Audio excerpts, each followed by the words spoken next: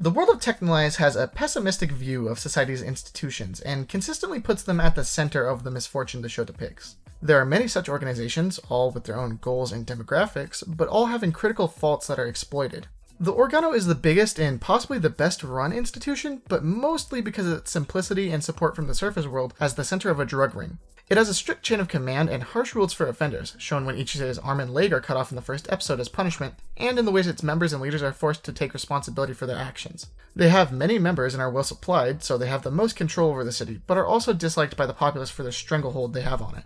Another influential group is the Union, who seek to stop the development of technolization, seeing it as a sort of religious taboo that weakens both the mind and the body. They vie with Organo for control of the city, effectively as a populist religious cult of sorts. The final major institution of the City of Looks is the Rakan, which is basically a ragtag group of youth who commit crime across the city using their numbers, being mostly motivated by self-gain or simply something exciting to do.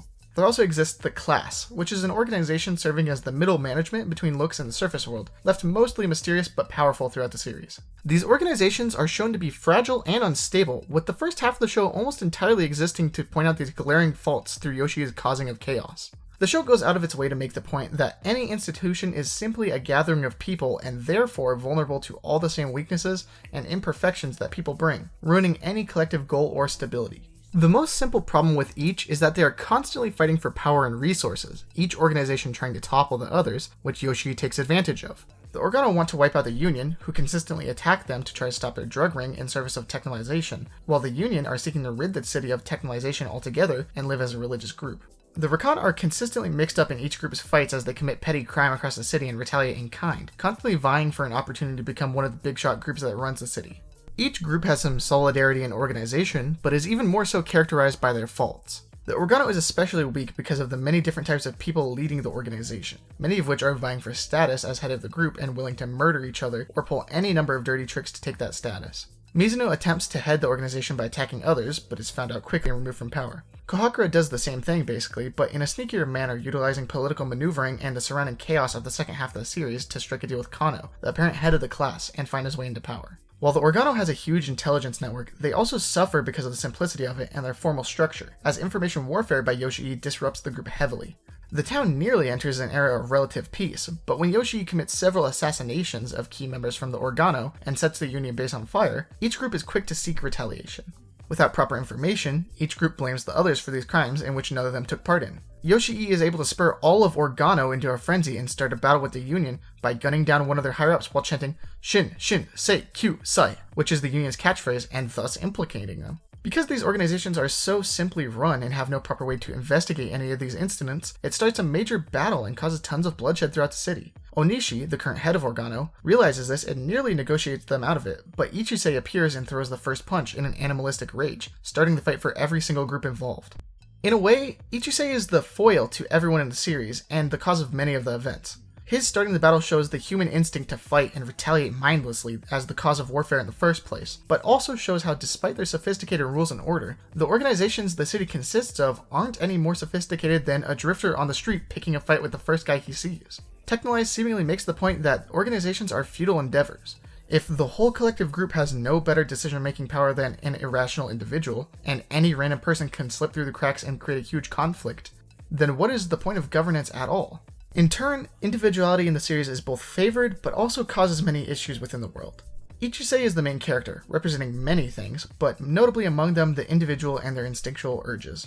He is as often poised to solve a conflict as he is to start it in the first place. He represents a strange duality in this way, so it can be confusing to understand what the series thinks of him and what the audience is meant to take away from his actions. Surely he is brutal and unempathetic often, seeking revenge for his severed limbs and for his father's framing, but he is also deeply loyal to those around him, such as Ran or Onishi, and learns to avoid hurting others carelessly. Arguably, when he causes the most harm is when he is used by others to do so, such as in the Organo when Kohakura has him murder several people to cement his position in the organization. Ichisei is just a completely neutral party, only moving out of self-interest. At first, he's only acting to try and stay alive, but after Onishi helps him out, he feels indebted to the man and joins Organo, trying to find a place to be. This goes for all of his relationships in the series, with the opposite extreme being seen with Doc, who he feels no gratitude towards for giving him Texhnolyze, leading him to constantly reject her feelings and leaving her emotionally broken after she feels she no longer has any purpose. If something doesn't concern him or he feels unrelated, he doesn't bother and leaves them alone. The institutions basically do the same thing outside of a few key people, but most are motivated by self-interest and are seeking to cover their own insecurities. Shinji leads and seems unmotivated, but also hoped deep down that his actions would prop him up and he would become one of the class and would lead a good life therein. The class, and by extension the surface world, only care about monitoring looks so far as it affects their ability to get raffia, which they eventually lose interest in altogether. Kano seeks to control the population to work towards its own form of technolization for the populace, trying to evolve the human species from its current imperfect form. This could be motivated by a sense of imperfection from himself, as his legs have been long since technolized and he's the product of generations of inbreeding. However, this would likely be a mischaracterization of him, as he is assured of his status as something akin to God of the world, with the selective inbreeding to create him being for the purpose of making the perfect ruler. He's one of the most self-centered characters, as he believes the city of Lux to be merely in his own imagination and the citizens nothing more than puppets for his use. Really, the only person who doesn't lead out of self-righteousness seems to be Onishi, who acts in the city's best interest consistently and tries to find a peaceful or less violent way out of many situations. It takes a very negative view of humanity to think that the end result of a successful organization or societal structure, which can be characterized by the surface world and its transcendence from human struggle and utter lack of competition or tangible issues, is one where people go about their day-to-day routine with little interaction and for no real purpose. They live only to exist until they die, serving no real purpose, and they have no real reason for being, and merely wait for humanity to inevitably blink out of existence.